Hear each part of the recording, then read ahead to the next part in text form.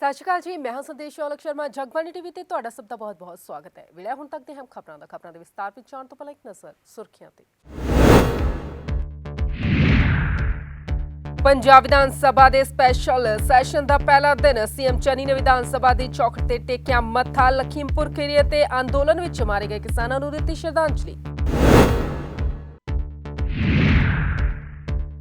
ਨਵਜੋਤ ਸਿੰਘ ਸਿੱਧੂ ਦਾ CM Charanjit Singh Channi ਤੇ ਵੱਡਾ ਹਮਲਾ। ਪ੍ਰੈਸ ਕਾਨਫਰੰਸ ਕਰ ਕਾਂਗਰਸ ਵਿੱਚ ਮਚਾ ਦਿੱਤੀ ਗਦਰ। ਅੱਜ ਚੰਡੀਗੜ੍ਹ ਵਿੱਚ ਬਦਮਾਸ਼ ਬੇਖੌਫ ਬਦਮਾਸ਼ਾਂ ਨੇ ਦੋ ਭਾਈਆਂ ਤੋਂ ਪੈਸੇ ਮੰਗੇ ਤੇ ਫਿਰ ਚਾਕੂਆਂ ਦੇ ਨਾਲ ਤਾਬੜਤੋੜ ਹਮਲਾ ਵੀ ਕੀਤਾ। ਤੇ ਹੁਣ ਖਬਰਾਂ ਵਿਸਤਾਰ ਨਾਲ। ਖਬਰਾਂ ਦੀ ਸ਼ੁਰੂਆਤ ਦੇ ਵਿੱਚ ਸਭ ਤੋਂ ਪਹਿਲਾਂ ਗੱਲ ਕਰਦੇ ਹਾਂ ਪੰਜਾਬ ਵਿਧਾਨ ਸਭਾ ਦੇ ਸਪੈਸ਼ਲ ਸੈਸ਼ਨ ਦੇ ਪਹਿਲੇ ਦਿਨ ਦੀ। ਇਸ ਪਹਿਲੇ ਦਿਨ ਕੋਈ ਵੀ ਮਤਾ ਪਾਸ ਨਹੀਂ ਕੀਤਾ ਗਿਆ, ਪਰ ਹਾਂ ਲਖੀਮਪੁਰ ਖੀਰੀ ਅਤੇ ਕਿਸਾਨ ਅੰਦੋਲਨ ਦੇ ਦੌਰਾਨ ਮਾਰੇ ਗਏ ਕਿਸਾਨਾਂ ਨੂੰ ਸ਼ਰਧਾਂਜਲੀ ਜ਼ਰੂਰ ਦਿੱਤੀ ਗਈ ਤੇ ਇਸ ਤੋਂ ਬਾਅਦ ਆਉਣ ਵਾਲੇ ਸਮੇਂ ਦੇ ਵਿੱਚ ਕਈ ਵੱਡੇ ਐਲਾਨ ਹੋਣ ਦੀ ਉਮੀਦ ਹੈ। ਪੰਜਾਬ ਵਿਧਾਨ ਸਭਾ ਦੇ ਸਪੈਸ਼ਲ ਸੈਸ਼ਨ ਦੇ ਪਹਿਲੇ ਦਿਨ ਕੋਈ ਪ੍ਰਸਤਾਵ ਪਾਸ ਨਹੀਂ ਕੀਤਾ ਗਿਆ। ਸਵੇਰੇ 10 ਵਜੇ ਸਦਨ ਸ਼ੁਰੂ ਹੋਣ ਤੋਂ ਪਹਿਲਾਂ ਸੀਐਮ ਚਰਨਜੀਤ ਸਿੰਘ ਚੰਨੀ ਨੇ ਵਿਧਾਨ ਸਭਾ ਦੇ ਮੁੱਖ ਗੇਟ ਤੇ ਮੱਥਾ ਟੇਕਿਆ। ਇਸ ਤੋਂ ਬਾਅਦ ਉਹ ਅੰਦਰ ਗਏ।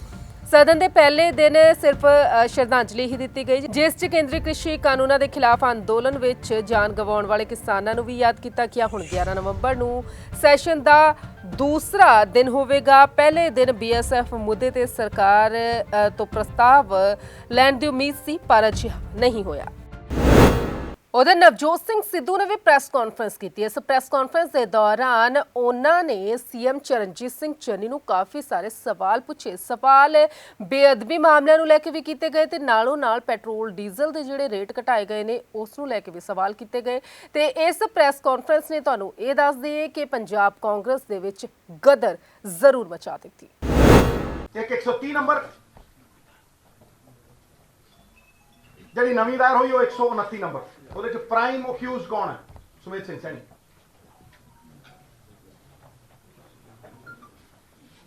ਕਿਉਂ ਜੀ 129 ਨੰਬਰ ਦੇ ਵਿੱਚ ਪ੍ਰਾਈਮ ਅਕਿਊਜ਼ ਕੌਣ ਹੈ? ਤੇ ਜੇ ਉਸ ਅਕਿਊਜ਼ ਨੂੰ ਬਲੈਂਕਟ ਬੇਲ ਮਿਲੀ ਹੋਈ ਹੈ ਤੇ ਇਨਵੈਸਟੀਗੇਸ਼ਨ ਕਿਵੇਂ ਕੰਪਲੀਟ ਹੋਈ? ਬਲੈਂਕਟ ਬੇਲ ਦਵਾਈ ਕਿਨੇ? ਮੈਂ ਤਾਂ ਉਹੀ ਤੁਹਾਨੂੰ ਵੀ ਪਤਾ ਹੀ ਹੈ, ਤੁਸੀਂ ਰੋਟੀ ਚੋਚੀ ਤੋਂ ਨਾ ਜਾਏ, ਮੈਂ ਬਹੁਤ ਵਾਰ ਬੋਲਿਆ। ਠੀਕ ਹੈ ਜੀ। ਦੂਜੀ ਗੱਲ, ਮਹੀਨਾ ਹੋਰ ਟੱਪਿਆ ਤੇ ਨਵੀਂ ਸਰਕਾਰ ਵੱਲ ਨੂੰ ਆ। ਠੀਕ ਹੈ ਜੀ। ਤੇ ਫਿਰ ਮੈਨੂੰ ਐਂ ਦੱਸੋ, ਕਿੰਨੀ ਦੇਰ ਪਹਿਲਾਂ ਬਲੈਂਕਟ ਮੇਲ ਮਿਲੀ ਸੀ? ਉਹਨੂੰ ਤੋੜਨ ਨੂੰ ਕੋਈ ਐਸਐਲਪੀ ਪਾਈ? ਇਹਨਾਂ ਨੂੰ ਪੁੱਛੋ ਜਿਹੜੇ ਸਰਮਾਏ ਨੇ, ਜਿਹੜੇ ਪਹਿਰੇਦਾਰ ਨੇ, ਜਿਹੜੇ ਨਵੇਂ ਲਾਏ ਨੇ, ਪੁੱਛੋ ਐਸਐਲਪੀ ਪਾਈ?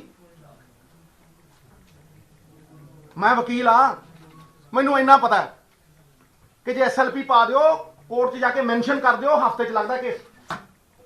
ਕਿਉਂ ਨਹੀਂ ਲੱਗਿਆ? ਹਫ਼ਤੇ 'ਚ ਲੱਗਦਾ।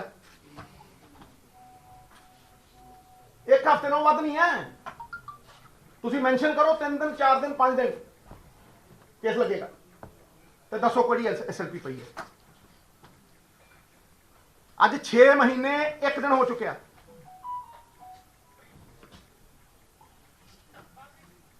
ਸਵਾਲ ਟੈਕਨੀਕਲ ਗਰਾਊਂਡ ਦੇ ਉੱਤੇ ਜਿਹਨੂੰ ਮਰਜ਼ੀ ਲਾਓ, ਲਾ ਸਕਦੇ ਹੋ, ਪਰ ਸਵਾਲ ਮੋਰਲ ਅਥਾਰਟੀ ਦਾ ਹੈ, ਸਵਾਲ ਨੈਤਿਕਤਾ ਹੈ। ਨੈਤਿਕਤਾ ਦੇ ਆਧਾਰ ਦੇ ਉੱਤੇ ਪੰਜਾਬ ਦੇ ਸਾਹਮਣੇ ਫੈਸਲਾ ਰੱਖਣਾ ਸੀ ਕਿ ਕੱਪੜੇ ਪਾਉਣੇ ਸੀ। ਇਹ ਸਵਾਲ ਹੈ, ਇਹ ਮੈਂ ਨਹੀਂ ਕਰਦਾ। ਜਾਓ 12,000 ਪਿੰਡਾਂ ਦੇ ਵਿੱਚ ਪਤਾ ਕਰੋ, ਸੱਥਾਂ 'ਚ ਦੇਖੋ ਕੀ ਸਵਾਲ ਹੁੰਦਾ।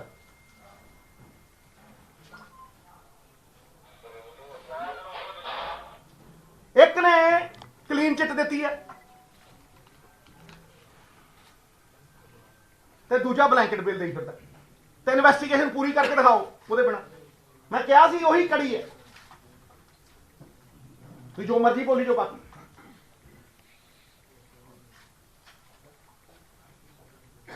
ਜਦੋਂ ਵਿਰੋਧ ਵੀ ਹੁੰਦੇ ਸੀ, ਜਦੋਂ 40 ਵਿਧਾਇਕ ਵੀ ਖੜਦੇ ਸੀ, ਉਹ ਕੀ ਕਹਿੰਦੇ ਸੀ ਵੀ ਸੁਮੇਧ ਸੈਣੀ ਦੇ ਘਰੇ ਡਾਂਗਾ ਮਾਰ ਕੇ ਆ ਗਏ। ਕੌਣ ਕਹਿੰਦਾ ਸੀ? ਪੁੱਛੋ। ਤੇ ਹੁਣ ਕੀ ਹੋ ਗਿਆ?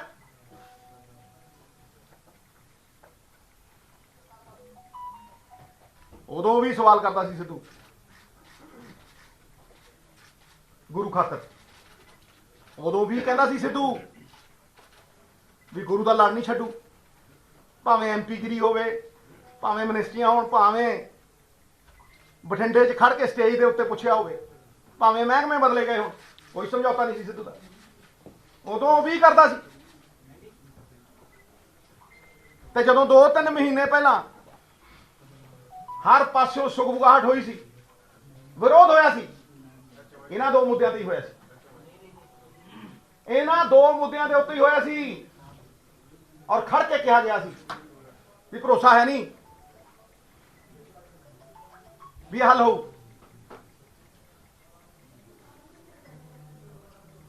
ਤੇ ਫਿਰ ਹੁਣ ਕੀ ਹੋ ਗਿਆ?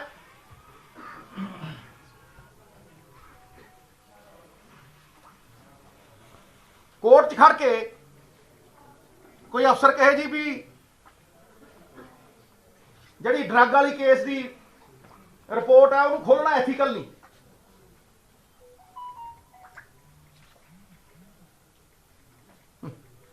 ਕਮਾਲ ਹੈ। ਅਗਲੀ ਖਬਰ ਚੰਡੀਗੜ੍ਹ ਤੋਂ ਹੈ। ਚੰਡੀਗੜ੍ਹ ਦੇ ਵਿੱਚ ਬਦਮਾਸ਼ਾਂ ਦੇ ਹੌਸਲੇ ਦਿਨ ਬ ਦਿਨ ਵੱਧਦੇ ਹੀ ਜਾ ਰਹੇ ਨੇ, ਜਿਸ ਨੂੰ ਲੈ ਕੇ ਡਰ ਵੀ ਵੱਧਦਾ ਜਾ ਰਿਹਾ ਹੈ। ਦਰਅਸਲ ਚੰਡੀਗੜ੍ਹ ਦੇ ਵਿੱਚ 2 ਸਕੇ ਭਰਾਵਾਂ ਤੇ ਬਦਮਾਸ਼ਾਂ ਨੇ ਬੇਖੌਫ ਹੋ ਕੇ ਹਮਲਾ ਕੀਤਾ, ਉਹਨਾਂ ਤੋਂ ਪੈਸਿਆਂ ਦੀ ਮੰਗ ਕੀਤੀ, ਚਾਕੂਆਂ ਦੇ ਨਾਲ ਤਾਬੜਤੋੜ ਉਹਨਾਂ ਤੇ ਵਾਰ ਕਰਨੇ ਸ਼ੁਰੂ ਕਰ ਦਿੱਤੇ। ਚੰਡੀਗੜ੍ਹ ਦੇ ਇੰਡਸਟਰੀਅਲ ਏਰੀਆ ਦੇ ਵਿੱਚ 4 ਨੰਬਰ ਕਲੋਨੀ 'ਚ ਆਪਣੀ ਭੈਣ ਨੂੰ ਮਿਲਣ ਗਏ 2 ਨੌਜਵਾਨਾਂ ਨੇ ਕੁਝ ਬਦਮਾਸ਼ਾਂ ਨੂੰ ਪੈਸਾ ਦੇਣ ਤੋਂ ਇਨਕਾਰ ਕੀਤਾ ਤਾਂ ਚਾਕੂਆਂ ਦੇ ਨਾਲ ਇਹਨਾਂ ਨੌਜਵਾਨਾਂ ਤੇ ਉਹਨਾਂ ਬਦਮਾਸ਼ਾਂ ਨੇ ਤਾਬੜਤੋੜ ਹਮਲਾ ਕਰ ਦਿੱਤਾ ਤੇ ਉਹਨਾਂ ਨੌਜਵਾਨਾਂ ਨੂੰ ਲਹੂ ਲੁਹਾਨ ਕਰ ਦਿੱਤਾ। ਨਾਲ ਹੀ 3500 ਰੁਪਏ ਉਹਨਾਂ ਨੌਜਵਾਨਾਂ ਕੋਲੋਂ ਨਕਦੀ ਵੀ ਖੋਹ ਲਈ ਤੇ ਜ਼ਖਮੀਆਂ ਦੇ ਮੁਤਾਬਿਕ ਉਹਨਾਂ ਨੇ ਆਪਣੀ ਕਿਸੇ ਤਰੀਕੇ ਨਾਲ ਉੱਥੋਂ ਭੱਜ ਕੇ ਜਾਨ ਬਚਾਈ ਤੇ ਸ਼ਿਕਾਇਤ ਕਰਨ ਤੋਂ ਬਾਅਦ ਸੰਬੰਧਿਤ ਥਾਣਾ ਪੁਲਿਸ ਨੇ ਅਣਪਛਾਤੇ ਲੋਕਾਂ ਉੱਤੇ ਮੁਕੱਦਮਾ ਦਰਜ ਕਰਕੇ ਅਗਲੀ ਕਾਰਵਾਈ ਸ਼ੁਰੂ ਕਰ ਦਿੱਤੀ ਹੈ। ਇਹਨਾਂ ਨੌਜਵਾਨਾਂ ਦੇ ਮੁਤਾਬਿਕ ਉਹ ਆਪਣੀ ਭੈਣ ਨੂੰ ਮਿਲ ਕੇ ਵਾਪਸ ਪਰਤ ਰਹੇ ਸੀ ਕਿ ਜਿਵੇਂ ਹੀ ਉਹ 4 ਨੰਬਰ ਕਲੋਨੀ ਦੇ ਬਾਹਰ ਪਹੁੰਚੇ ਤਾਂ 4 ਬਦਮਾਸ਼ਾਂ ਨੇ ਉਹਨਾਂ ਨੂੰ ਰੋਕ ਲਿਆ ਅਤੇ ਉਹਨਾਂ ਨੇ ਕਿਹਾ ਕਿ ਜੋ ਵੀ ਪੈਸਾ ਉਹਨਾਂ ਕੋਲ ਹੈ ਉਹ ਉਹਨਾਂ ਨੂੰ ਦੇ ਦਿਓ ਅਤੇ ਉਹਨਾਂ ਨੇ ਕਿਹਾ ਕਿ ਸਾਡੇ ਕੋਲ ਕੋਈ ਪੈਸਾ ਨਹੀਂ ਹੈ ਤੇ ਉਹ ਇਹਨਾਂ ਕਹਿ ਕੇ ਉੱਥੋਂ ਨਿਕਲਣ ਲੱਗੇ ਤਾਂ ਗੁੱਸੇ ਵਿੱਚ ਆਏ ਬਦਮਾਸ਼ਾਂ ਨੇ ਤੇਜ਼ਧਾਰ ਹਥਿਆਰਾਂ ਦੇ ਨਾਲ ਅਤੇ ਡੰਡਿਆਂ ਦੇ ਨਾਲ ਉਹਨਾਂ ਤੇ ਤਾਬੜਤੋੜ ਹਮਲਾ ਕਰ ਦਿੱਤਾ ਅਤੇ ਸ਼ੋਰ ਸ਼ਰਾਬੇ ਤੋਂ ਬਾਅਦ ਨਜ਼ਦੀਕ ਆਉਂਦੇ ਲੋਕਾਂ ਨੂੰ ਵੇਖ ਕੇ ਆਰੋਪੀ ਮੌਕੇ ਤੋਂ ਫਰਾਰ ਹੋ ਗਏ। मैं बबलू कुमार, मैं अपने मुकेश फ्रेंड के साथ अपनी सिस्टर के घर गया था। मुकेश की सिस्टर के घर गया था, मिठाई दिवाली दिन है, तो वहाँ से हम वापस लौट रहे थे तो हम 4-5 लड़कों ने हमें रोका और हमें बोला कि पैसे कितने जेब से निकालो। हमने आनाकानी की तो हमारी जेब से ज़बरदस्ती छुरी रख के पैसे निकाले, फिर उन्होंने मुंह पे मार भी दी छुरी। उसने अपने बचाव में इधर उधर भागा, मैं भी अपने बचाव में भागा, मुझे भी दौड़ा के मारा, डंडों से मेरा हाथ तोड़ दिया मेरा मार मार के। और मैं उन्होंने 112 पे कॉल भी की, उनको लेकर भी गए वहाँ से PCR। कौन से नाम है, नाम भी बता दो। नाम इन लड़कों का सावेद है, पारस है, सोनू है और टमाटर है, बबलू है। ये लोग लड़के थे, इनको मैं जानता हूँ। इन्होंने मुझे मारा है और मेरे फ्रेंड के भी मुँह पे चाकू मारी है और मैं पुलिस वालों के पास किसी ने मुझे किसी तरह छोड़ा है तो वहाँ पर भी बोले कार्रवाई होगी, लेकिन अभी 4 दिन हो गए कोई कार्रवाई हुई नहीं अभी तक। तो मुझे आगे कुछ समझ नहीं आ रहा है कि क्या करूँ मैं, मुझे कोई सुनवाई हो नहीं रही है। मैं सुंदर नगर में रहता हूँ। ये दिवाली वाली रात की वारदात है। 4 नंबर कॉलोनी में मैं अपनी सिस्टर के घर दिवाली विशेष के लिए गया था, तो वहाँ कम से कम 10 बजे की बात थी। रात को 10 बजे मैं अपनी सिस्टर के घर गया, कम से कम आधा पौना घंटा मैं वहाँ रुका अपने सिस्टर के घर।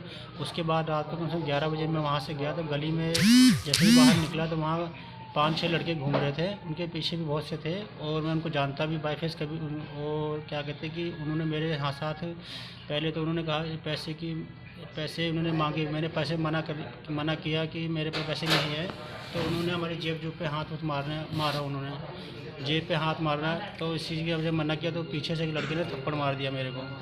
तो इसके बाद थप्पड़ मारने पे मैंने जो उसको पलट के मैंने बोला भाई थप्पड़ तूने क्यों मारा, तो कह रहा कि तब तक पीछे से लड़के ने मेरे मुंह पे चाकू मार दी। इसका निशान सर अभी भी पड़ा है मेरे, ये देखिए। इसके बाद उन्होंने पीछे के लड़कों ने, एक मेरे साथ लड़का था बबलू और एक दीपक, ये उन्होंने भी बचाव करने की कोशिश की तो उन पर डंडों और छुरियों से वार किया गया और हमें समझ नहीं आता हम अपने बचाव के लिए कहाँ जाए। इसके बाद और कम से कम तब तक कि उन्होंने अपने उस पीछे उनके लोकल में रहने वाले जितने भी लड़के थे 15-20 और आ गए और उन्होंने हमें दौड़ा के मारा, जिसमें मेरे एक दोस्त का हाथ टूट गया है और एक दोस्त के हाथ पे थोड़ा सा फ्रैक्चर आया। बाकी मेरे लेफ़्ट साइड की पूरी टांगों पे उन्होंने डंडे मारे जो अभी तक मेरे वर्किंग नहीं काम नहीं कर रहे हैं। और अभी मैं कम से कम इस बात को 3 दिन हो गए, अभी तक कोई संतुष्टि नहीं हुई ना, और खुलेआम वैसे ही घूम रहे, कोई कुछ कार्रवाई नहीं हो रही इन पर। तो मेरे आपसे रिक्वेस्ट है पुलिस सख्त से सख्त कार्रवाई करी जाए। उनके पहले भी रिपोर्ट बहुत ही गंदे हैं और थाने में उनके बहुत हैं। ਉੱਥੇ ਹੀ ਥਾਣਾ ਪੁਲਿਸ ਮਾਮਲੇ ਦੀ ਗੰਭੀਰਤਾ ਨਾਲ ਜਾਂਚ ਕਰਨ ਦੀ ਗੱਲ ਕਰ ਰਹੀ ਹੈ ਤੇ ਜਲਦੀ ਹੀ ਆਰੋਪੀਆਂ ਨੂੰ ਸਲਾਖਾਂ ਦੇ ਪਿੱਛੇ ਭੇਜਣ ਦੀ ਵੀ ਗੱਲ ਆਖ ਰਹੀ ਹੈ। ਫਿਲਹਾਲ ਆਰੋਪੀ ਪੁਲਿਸ ਦੀ ਗ੍ਰਿਫਤ ਤੋਂ ਬਾਹਰ ਨੇ ਅਤੇ ਆਰੋਪੀਆਂ ਨੂੰ ਗ੍ਰਿਫਤਾਰ ਕਰਨ ਲਈ ਪੁਲਿਸ ਵੱਲੋਂ ਛਾਪੇਮਾਰੀ ਕੀਤੀ ਜਾ ਰਹੀ ਹੈ। ਜਗਬਾਣੀ ਟੀਵੀ ਲਈ ਚੰਡੀਗੜ੍ਹ ਤੋਂ ਕੁਲਦੀਪ ਕੁਮਾਰ ਦੀ ਰਿਪੋਰਟ।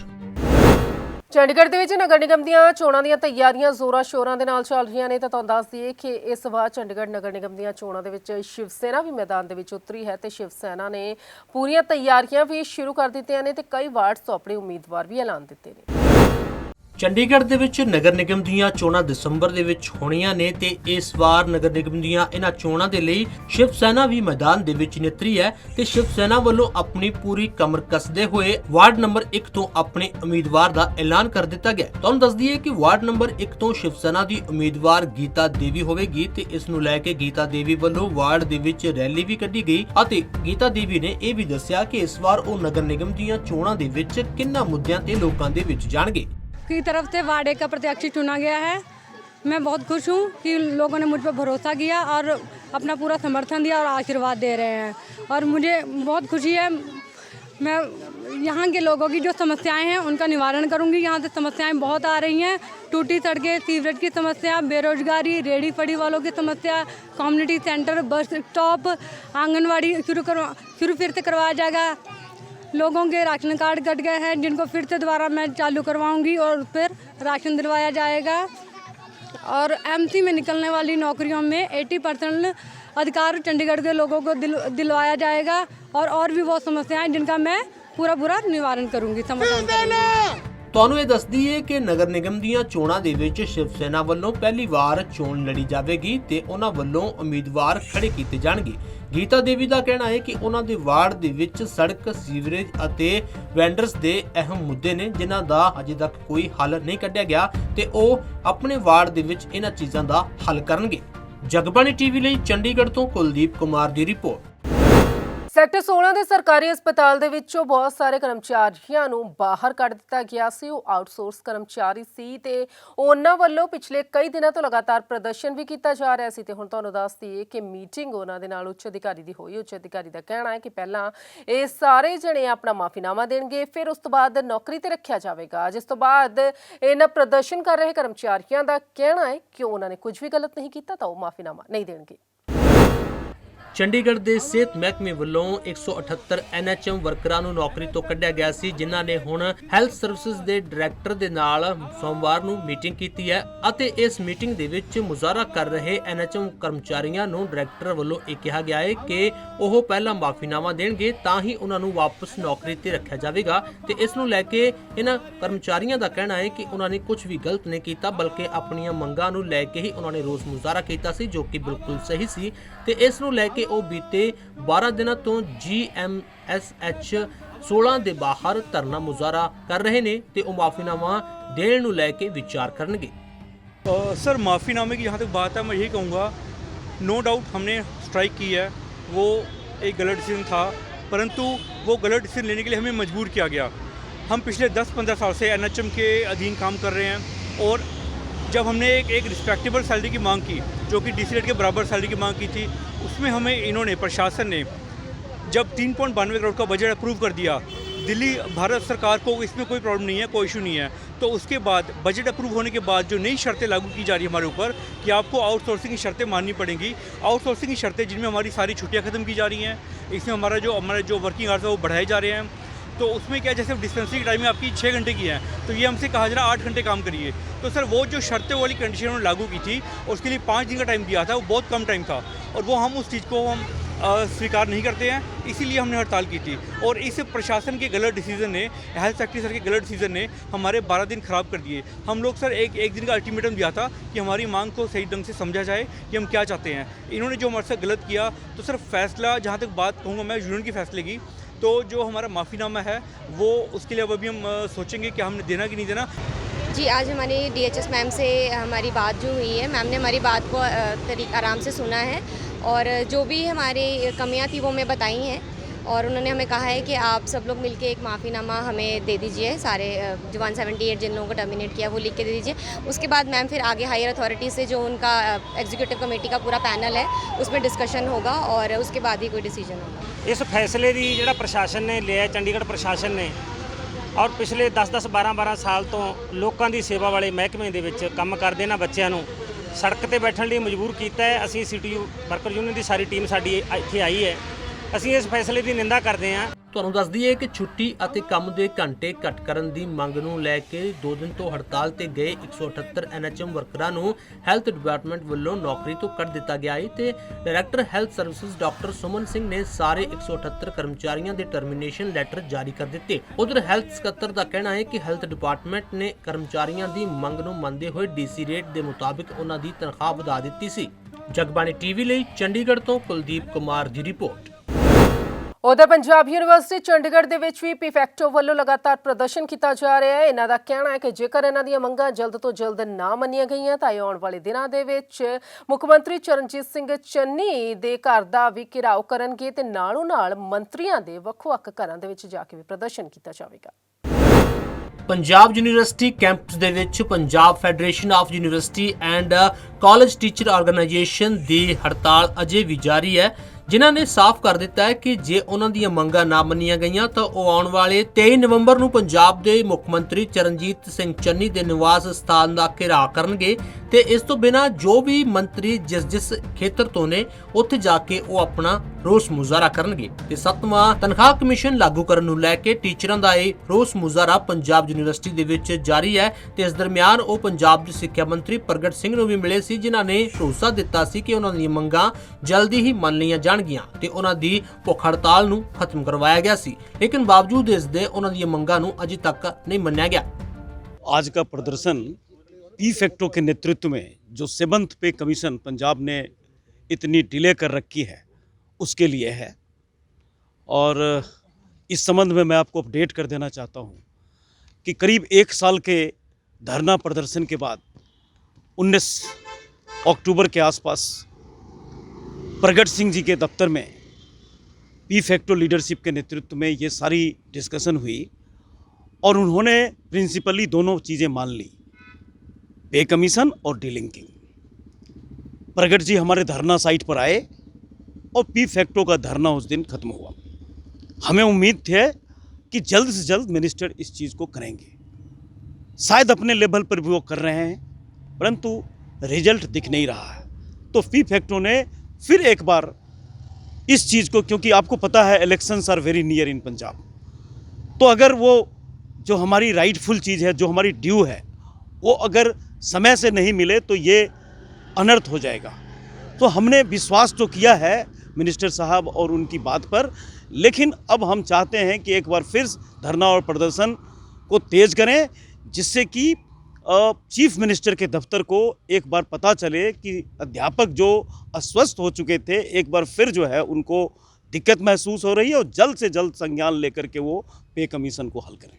देखिए, ये बड़ी अनफॉर्चुनेट बात है कि काफ़ी स्ट्रगल टीचर्स ने की है पिछले 1 साल से ज़्यादातर, तो बहुत बात गवर्नमेंट से बातचीत भी हुई, बट जो आइस ब्रेकिंग हुई थी जब जो हायर एजुकेशन मिनिस्टर सरदार प्रगट सिंह, उन्होंने हमारी डेलीगेशन पर पीफैक्टो की डेलीगेशन से मुलाकात करने के बाद उन्होंने एश्योरेंस दी थी कि ये आपकी मांगें बड़ी जायज़ हैं और उनको हम मान लेते हैं, और उनकी कमिटमेंट इतनी थी कि वो धरना साइट पे आके जब चेन हंगर स्ट्राइक चल रही थी तो उसको उठवा के चले गए थे।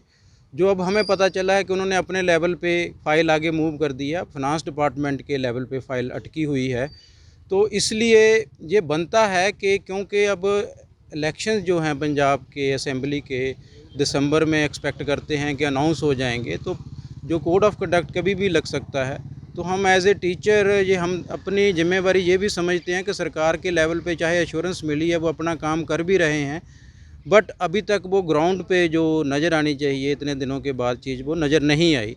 तो इसलिए उस ड्यूटी को समझते हुए हम अपना जो कमिटमेंट टुवर्ड्स कम्युनिटी होती है अपने राइट्स के लिए, वो अपने प्रोटेस्ट के फॉर्म में अभी तो संकेतिक शुरू किया है।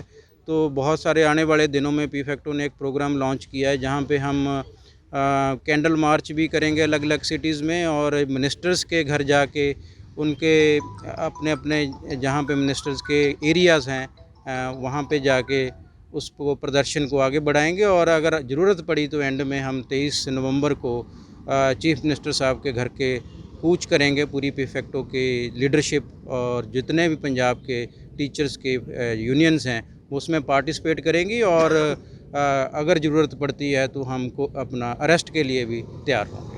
रोस मुजाहरा कर रहे टीचर इस वार भी बैकफुट ते आउण नूं बिल्कुल तैयार नहीं, जिन्हां ने सोमवार नूं वाइस चांसलर दे दफ्तर दे बाहर रोस मुजाहरा कीता ते सरकार दे खिलाफ नारेबाजी कीती है। टीचरां दा कहना है कि जे टीचर खुश होणगे तां बच्चों की पढ़ाई ते भी इसदा असर पवेगा, इसलिए सरकार नूं उन्हां दीआं मंगां मन लेणीआं चाहीदियां ने। चंडीगढ़ तो जगबाणी टीवी ਲਈ ਭਗਵਤ ਸਿੰਘ ਦੀ ਰਿਪੋर्ट। ਜਦੋਂ ਵੀ ਚੋਣਾਂ ਸ਼ੁਰੂ ਹੁੰਦੀਆਂ ਨੇ ਤਾਂ ਉਸ ਦੀਆਂ ਤਿਆਰੀਆਂ ਦੇ ਦੌਰਾਨ ਹੀ ਬਿਆਨਬਾਜ਼ੀ ਵੀ ਸ਼ੁਰੂ ਹੋ ਜਾਂਦੀ ਹੈ। ਇਸੇ ਤਰ੍ਹਾਂ ਦੇ ਨਾਲ ਚੰਡੀਗੜ੍ਹ ਦੇ ਵਿੱਚ ਨਗਰ ਨਿਗਮ ਦੀਆਂ ਚੋਣਾਂ ਦੇ ਦੌਰਾਨ ਵੀ ਬਿਆਨਬਾਜ਼ੀ ਸ਼ੁਰੂ ਹੋ ਗਈ ਹੈ। ਕਾਂਗਰਸ ਅਤੇ ਬੀਜੇਪੀ ਵੱਲੋਂ ਇੱਕ ਦੂਜੇ ਉੱਪਰ ਲਗਾਤਾਰ ਕਟਾਕਸ਼ ਕੀਤੇ ਜਾ ਰਹੇ ਨੇ। देखिए लक्की जी जो कह रहे हैं टैक्स की बात कर रहे हैं, पहली बात तो पिछले 5 साल में चंडीगढ़ की जनता के ऊपर कोई टैक्स नहीं लिया। जिस पानी के रेटों की वो बात कर रहे हैं शायद उनको पता नहीं कि पानी के रेट कोई बढ़े ही नहीं हैं। अभी भी हम 2 रुपये किलो लीटर पानी जो पहले दे रहे थे अब भी 2 रुपये किलो लीटर ही शहरवासियों को दे रहे हैं। तो ऐसा कोई रेट बढ़ा है और किस रेट की वो बात कर रहे हैं मुझे भी नहीं पता। और पानी के रेटों की मैंने उनकी वो सुनी है, जो एक उनकी बाइट आई थी पीछे, तो मैंने सुना था उसमें कह रहे थे पानी के रेटों की।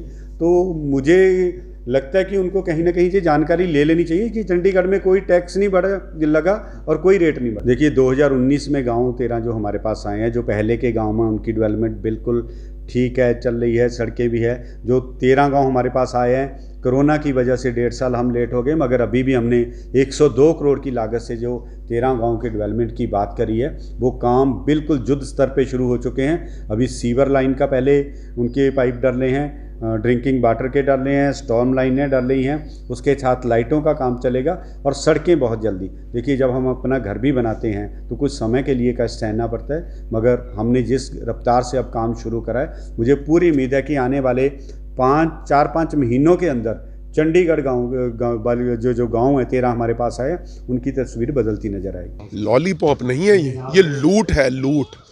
आप किसी की जेब से 40 रुपए निकालते हो और बाद में उसको संतावना देने के लिए 5 रुपए उसके जेब में वापस डाल देते हो। वो कोई गिफ्ट नहीं है जिस तरह का भारतीय जनता पार्टी के लोग कह रहे हैं कि हमने लोगों को दिवाली का गिफ्ट दिया। ये तो आपने उनके पैसे लूटे हुए थे 40 रुपए, जिनमें से आप पर दबाव बना है क्योंकि लोगों ने आपको हरा दिया असेंबली के चुनावों के अंदर।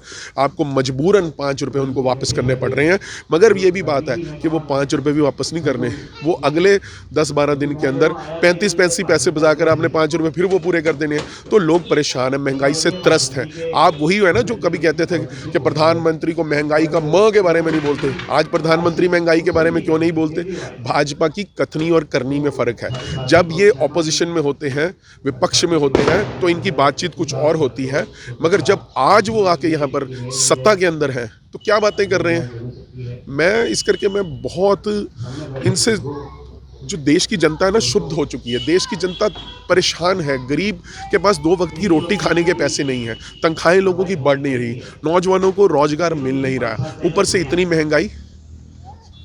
तो मैं ये समझता हूँ कि लोगों को अब मोदी सरकार को चलता कर देना चाहिए। जहाँ पर भी चुनाव होता है, वो नगर निगम का चुनाव हो, असेंबली का चुनाव हो, पार्लियामेंट का चुनाव हो, लोगों को इनको झटका देना चाहिए, इनको सबक सिखाना चाहिए, इनको सच्चाई का आईना दिखाना चाहिए, ताकि ये जो लोगों के साथ लूट कर रहे हैं उसको बंद करें। मैं तो यही कहूँगा कि भाजपा के लोगों, ये काम ना करो, राम का नाम बदनाम ना करो।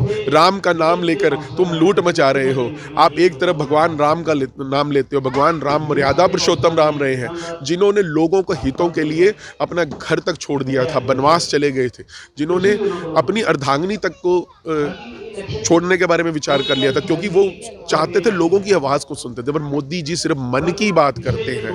मोदी जी सिर्फ अपनी बात बताना चाहते हैं, दूसरे की मन की बात नहीं सुनना चाहते, नहीं करना चाहते, लोगों की जो समस्याएं हैं उनको नहीं समझना चाहते। ਛਠ ਪੂਜਾ ਦੀਆਂ ਤਿਆਰੀਆਂ ਵੀ ਜ਼ੋਰਾਂ ਸ਼ੋਰਾਂ ਦੇ ਨਾਲ ਚੱਲ ਰਹੀਆਂ ਨੇ। ਉਧਰ ਚੰਡੀਗੜ੍ਹ ਪ੍ਰਸ਼ਾਸਨ ਵੱਲੋਂ ਵੀ ਸੈਕਟਰ 42 ਦੀ ਲੇਕ ਦੇ ਵਿੱਚ ਪੂਰੀਆਂ ਤਿਆਰੀਆਂ ਮੁਕੰਮਲ ਕਰ ਲਈਆਂ ਗਈਆਂ ਨੇ। ਪਾਣੀ ਨੂੰ ਸਾਫ਼ ਕਰ ਦਿੱਤਾ ਗਿਆ ਹੈ, ਸਿਕਿਉਰਿਟੀ ਦਾ ਵੀ ਬੰਦੋਬਸਤ ਕਰ ਦਿੱਤਾ ਗਿਆ ਹੈ, ਨਾਲੋਂ ਨਾਲ ਲਾਈਟਨਿੰਗ ਦਾ ਵੀ ਧਿਆਨ ਰੱਖਿਆ ਜਾ ਰਿਹਾ ਹੈ। ਛਠ ਦੇ ਤਿਉਹਾਰ ਲਈ ਚੰਡੀਗੜ੍ਹ ਪ੍ਰਸ਼ਾਸਨ ਵੱਲੋਂ ਤਿਆਰੀਆਂ ਪੂਰੀਆਂ ਕਰ ਲਈਆਂ ਗਈਆਂ ਨੇ। ਪ੍ਰਸ਼ਾਸਨ ਨੇ ਸੈਕਟਰ 42 ਦੇ ਵਿੱਚ ਲੇਕ 'ਚ ਛਠ ਪੂਜਾ ਲਈ ਸਾਫ਼ ਪਾਣੀ ਤੋਂ ਲੈ ਕੇ ਸਾਫ਼ ਸਫਾਈ ਅਤੇ ਲਾਈਟਿੰਗ ਦਾ ਪ੍ਰਬੰਧ ਵੀ ਕਰ ਲਿਆ ਤੇ ਪੂਜਾ ਵਾਲੇ ਸਥਾਨ ਦੇ ਨਜ਼ਦੀਕ ਦੀ ਸੁਰੱਖਿਆ ਲਈ ਸਿਕਿਉਰਿਟੀ ਗਾਰਡ ਵੀ ਤਾਇਨਾਤ ਕਰ ਦਿੱਤੇ ਗਏ ਨੇ। ਇਸ ਦੇ ਨਾਲ ਹੀ ਪੁਲਿਸ ਨੂੰ ਵੀ ਲਗਾਇਆ ਗਿਆ ਹੈ ਤੇ ਇਸ ਵਾਰ ਛਠ ਪੂਜਾ ਇਸ ਲਈ ਵੀ ਖਾਸ ਹੈ ਕਿਉਂਕਿ ਲਗਾਤਾਰ 2 ਸਾਲ ਕੋਰੋਨਾ ਦੇ ਕਾਰਨ ਇਸ ਪੂਜਾ ਨੂੰ ਲੋਕ ਨਹੀਂ ਕਰ ਪਾਏ ਸੀ ਤੇ ਇਸ ਵਾਰ ਪ੍ਰਸ਼ਾਸਨ ਨੇ ਪੂਰਾ ਇੰਤਜ਼ਾਮ ਕੀਤਾ ਹੈ ਤੇ ਮੌਕੇ ਤੇ ਤਾਇਨਾਤ ਪੁਲਿਸ ਕੋਵਿਡ प्रोटोकॉल ਦਾ ਪਾਲਣ ਵੀ ਕਰਵਾਵੇਗੀ। देखिए, ये जो छठ पूजा का त्यौहार है ये पूर्वांचल के लोग मनाते हैं और इसी नवंबर महीने में इस त्यौहार को मनाते हैं। और इस बार भी 10 तारीख को जो है वो इनके लिए एक 42 सेक्टर में जो लेक है उसका स्पेशल मकसद भी यही था बनाने की, और जगह पे भी इनके लिए छठ पूजा के लिए व्यवस्था की गई है।